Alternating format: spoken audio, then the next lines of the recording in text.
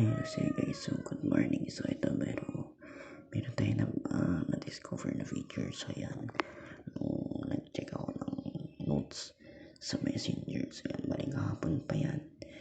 Ayan, so kahapon ko pa siya na-discover around 5 p.m.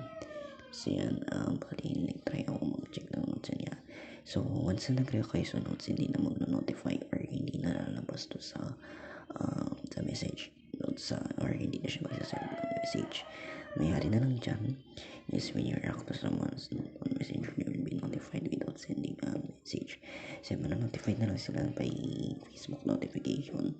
So yun, nag-react kayo, hindi na lalabas as message. Dati kasi pag nag-react kayo ng card is lalabas yun as message, yung notes na yun.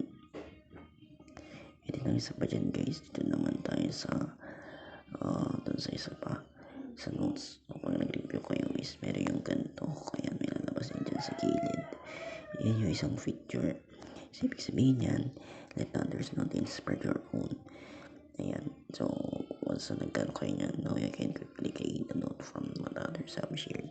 So example, ganito, ayan, pwede kayo yan, save ng create ng note sa isang user.